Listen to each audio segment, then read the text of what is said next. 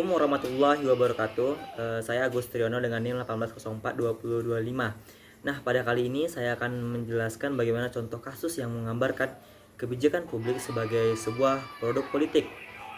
Dan saya akan menganalisanya dalam kebijakan tersebut berdasarkan kepada bahan ajar yang telah kita terapkan. Nah, di awal saya akan menjelaskan bagaimana menurut David Easton, sistem politik adalah kesatuan atau kolektivitas seperangkat struktur politik yang memiliki fungsi masing-masing untuk mencapai tujuan negara. Pendekatan sistem politik ditujukan untuk memberikan penjelasan yang bersifat ilmiah terhadap fenomena politik. Pendekatan sistem politik juga dimaksud untuk menggantikan pendekatan klasik ilmu politik yang hanya mengandalkan analisa pada negara dan kekuasaan. Banyak faktor yang mempengaruhi sistem politik di Indonesia, diantaranya lah faktor lingkungan, sosial budaya, kondisi ekonomi suatu negara. Pengaruh tersebut membentuk perilaku politik dalam masyarakat dan negara, baik pemegang kekuasaan maupun yang dikuasai dan dikendalikan oleh kekuasaan yang ada. Oleh karena itu, David Easton mengatakan bahwa sistem politik adalah kehidupan politik yang merupakan sistem interaksi yang ditentukan oleh fakta yang berhubungan dengan penyebaran nilai-nilai secara otoratif dalam bermasyarakat. Kebijakan publik sendiri sebagai interaksi elit politik yang berkuasa dalam pengelolaan sistem pemerintahan. Dalam proses pengelolaan pelayanan publik, pemerintah menghadapi berbagai persoalan publik.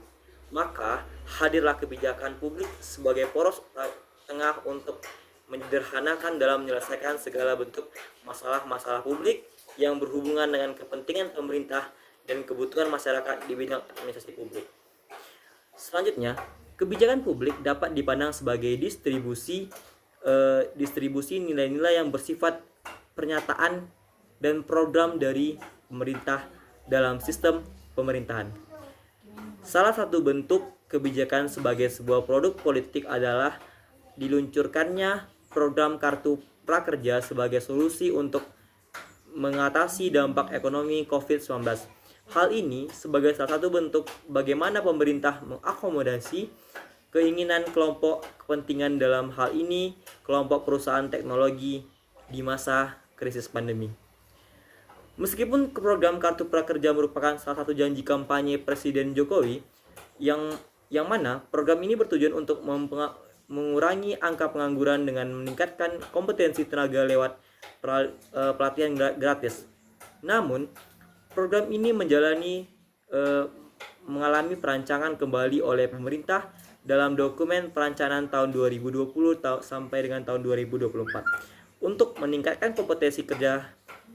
Hal tersebut jika dipandang tidak sesuai dengan penerapannya pada masa pandemi, karena dirasa pada masa pandemi ini lebih diutamakannya program yang tepat membantu masyarakat mengatasi dampak guncangan ekonomi akibat pandemi, seperti halnya bantuan sosial yang memberikan bantuan berdasarkan indikator kesejahteraan masyarakat.